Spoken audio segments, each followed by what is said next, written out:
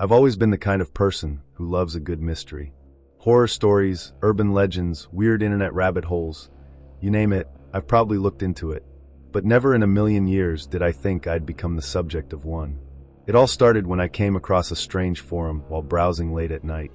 It wasn't the kind of place that showed up in a normal search. You had to know where to look. The threads were filled with people discussing the darkest corners of the internet. Things that were supposedly real, but too disturbing to ever make the mainstream. One thread stood out. Mystery boxes from the dark web. Who's brave enough? I had heard about this trend before. People ordering random packages from the dark web, hoping to get something creepy, something unusual. Most of the time, it was probably just a scam. A box filled with junk to trick thrill seekers out of their money. But some of the stories, they felt different. People claimed they had received items that felt personal. Things that shouldn't have been inside the box. Things connected to their past. It was probably all fake. Or so I told myself. But that night, for some reason I can't explain, I decided to do it. I found a vendor with an ominous name, The Watcher, and a listing that simply read, "One-of-a-kind mystery box, handpicked for you." No description, no details, just a price, $500. Way too much for a gamble. But before I could talk myself out of it, my curiosity won. I sent the payment. A confirmation popped up instantly. Your order has been received. Delivery, soon. No tracking number. No estimated date. Nothing. I went to bed feeling like an idiot. But 2 days later, I woke up to a knock at my door. It was 3:12 a.m. I live alone. No one visits me unannounced, especially not at this hour. I crept to the door and checked the peephole. No one was there. But when I opened the door, a box was waiting for me. No shipping label. No return address. Just an old, worn-out cardboard box sitting on my doorstep. I hesitated before picking it up. It was heavier than I expected. I locked the door behind me and placed the box on my kitchen table. My heart was pounding. I pulled out my phone and started recording, just in case. Slowly, I cut through the tape and opened the flaps. Inside, there were several items. The first thing I pulled out was an old Polaroid photo. It was black and white, slightly faded. It showed a house.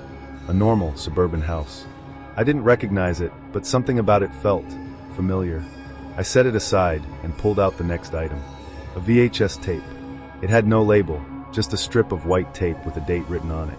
October 14th, 1998. That was strange. I didn't even own a VHS player. Then, I pulled out the last item. A small, stuffed bear. It was old, worn out, missing one eye. And that's when my stomach dropped. Because I had owned this exact bear as a child. I sat there, staring at it, my breath shallow. This wasn't just a random box of junk. This was personal. Someone had put this together for me. My phone buzzed. A new message. Unknown number. Do you like your gifts? I nearly dropped my phone. I hadn't told anyone about the box. No one knew I had ordered it. My hands were shaking as I typed back. Me. Who is this? No response. I looked back at the items. The bear. The VHS tape. The Polaroid. And then I realized something. The house in the picture. It was my childhood home. I didn't sleep that night. The next morning, I bought an old VHS player at a thrift store. I didn't want to watch the tape, but I knew I had to. I plugged everything in, inserted the tape, and hit play. The screen flickered. At first, it was just static. Then an image appeared. The camera was shaky, handheld. It showed a house, my house. The same one from the photos in the box. The footage cut to the front door. The camera lingered there for a moment before shifting slightly, as if the person behind it was adjusting their grip. Then, a hand reached out from behind the lens and tried the doorknob. My breath hitched. It wasn't locked. The door creaked open, revealing the dimly lit interior of my childhood home. The person holding the camera stepped inside. I couldn't move. My hands were clenched into fists, my body frozen. The camera moved slowly, panning across the living room. Everything was exactly how I remembered it. The couch, the coffee table, the family pictures hanging on the wall. And then the camera turned down the hallway. A lump formed in my throat. It was heading toward my old bedroom. I felt sick. The screen flickered again, cutting to another shot. The door to my room. The camera paused in front of it for a moment before pushing it open. Inside, the room was dark except for a dim night light in the corner. A child was sleeping in the bed. I swallowed hard. I knew what I was about to see. The camera moved closer. The blankets shifted slightly as the person filming stepped toward the bed.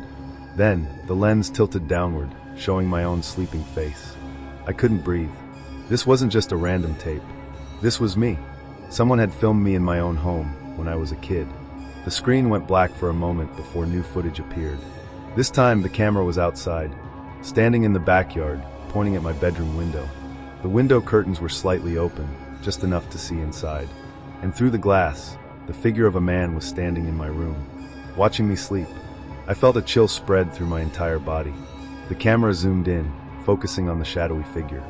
Then, as if he knew he was being watched, his head snapped toward the window. I stopped the tape. I couldn't watch anymore.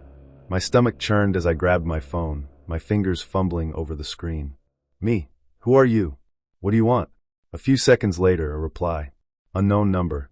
You should have left the box closed. I broke into a cold sweat. Whoever sent this knew I had watched the tape. I grabbed the stuffed bear from the box, holding it in my shaking hands. This was mine. I had lost it decades ago. How the hell did they have it? My phone buzzed again. Unknown number. The past never stays buried. I felt sick.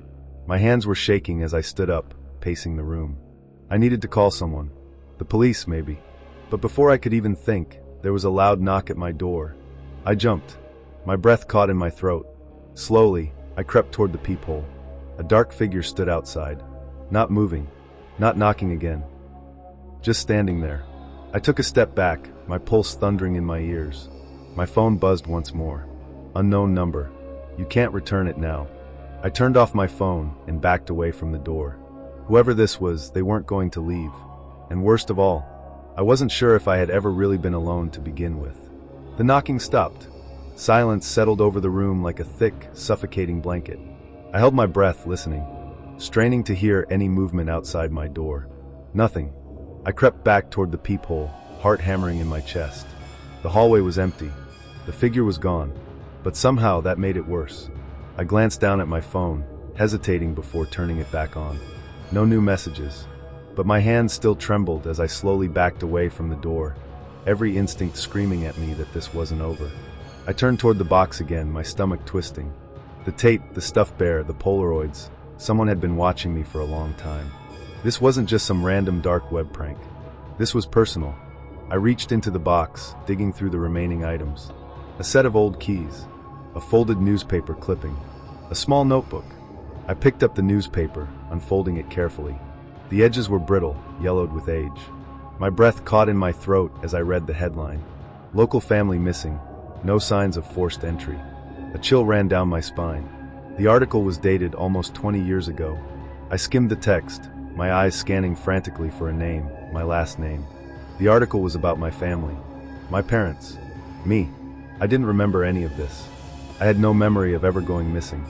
I had grown up with my aunt after my parents' accident, but no one had ever told me we had been missing.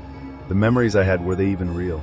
I grabbed the notebook next, my fingers shaking as I flipped it open. Most of the pages were covered in childlike drawings. Houses, stick figures, scribbled words that didn't make sense.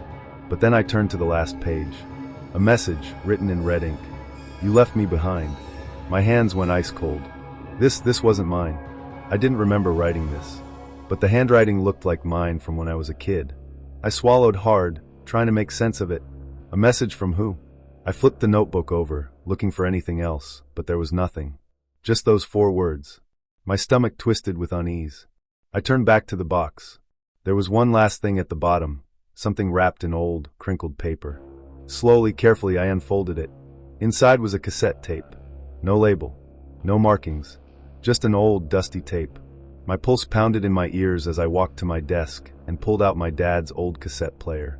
I hadn't touched it in years, but now my fingers moved on their own, placing the tape inside and pressing play. A soft static hissed through the speakers. Then, a voice. Small. Childlike. Hello. The blood drained from my face. I knew that voice. It was me. I scrambled to pause the tape, my breath coming in short gasps. What the hell was this? Slowly, I pressed play again. Where did you go? The voice whispered. You left me behind, but I remember. A high-pitched ringing filled the speakers, like distorted audio warping over itself. Then another voice. Not mine. Don't listen to this. I slammed the stop button. The room plunged into silence. I sat there, staring at the cassette player, my heart hammering in my chest. What had I just heard? Who had recorded this? And who had I left behind? I reached for my phone with shaking hands, but before I could dial a number, my screen lit up. A new message. Unknown number. Are you remembering now? I dropped the phone. The room felt smaller, the shadows longer. A memory flickered at the edge of my mind. A voice. A whisper in the dark. A hand, pulling me away while another reached for me, begging me not to leave. A door slamming shut. A scream. And then nothing. My childhood wasn't what I thought it was. And now, someone wanted me to remember. My breath came in short, ragged gasps. I didn't want to remember. I didn't want to know. But someone was forcing me to. I stared at the phone screen, the words burning into my brain. Are you remembering now? My hands trembled as I typed back. Who are you? A reply came almost instantly. You already know. My stomach twisted into knots. I didn't know. But at the same time, deep down, something inside me did. I closed my eyes, trying to block it out, trying to force my mind to stay in the present. But the memories weren't stopping now. A flash. I was small, standing in a dark hallway, clutching someone's hand. My parents? No, it was someone smaller. Someone like me. Another flash. A dim room. A single flickering light. A door with scratches on the inside. Someone was crying. Then, a scream.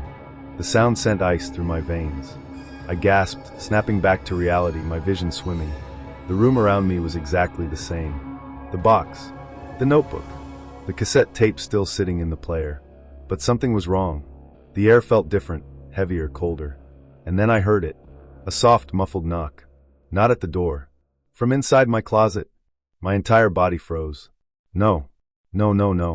That wasn't possible. I forced myself to move, inching toward the closet, my breath shallow and unsteady. The knocking came again. Soft. Insistent. Waiting. I reached out with a shaking hand, gripping the handle. Don't open it. Every nerve in my body screamed at me to stop. But I had to, because deep down, I already knew what was on the other side. I turned the knob and pulled the door open. The darkness inside swallowed the light from my room. My eyes adjusted, scanning the empty space. But it wasn't empty. At the very back, half buried beneath old clothes and forgotten boxes, a second mystery box, identical to the first. My pulse hammered as I crouched down, my fingers hesitating before touching the lid. This wasn't possible. I never ordered two. I swallowed hard and opened it. The first thing I saw was a mirror. No frame, no backing, just a thin, jagged-edged mirror, staring back at me from the bottom of the box. And in the reflection, there was someone behind me. I whipped around. Nothing. The room was empty. But when I looked back at the mirror, the reflection was still there. Not moving. Not breathing. Just watching me. My phone buzzed. I barely had the strength to look at the screen. Another message. Unknown number. You left me behind. But I never left you. The closet door slammed shut behind me. And then I felt it. A hand on my shoulder. This time, it wasn't a memory. I wasn't alone anymore. I couldn't breathe. The hand on my shoulder wasn't just a feeling. It was real. Cold. Wrong. My entire body locked up. I wanted to run, to scream, but I couldn't move. The pressure tightened. Then, a whisper, right next to my ear. You forgot about me. My stomach dropped. The voice wasn't unfamiliar. It was mine. I spun around, swinging blindly, but the room was empty. My chest rose and fell in sharp, panicked gasps. I grabbed the mirror from the box, holding it up with trembling hands. And there I was.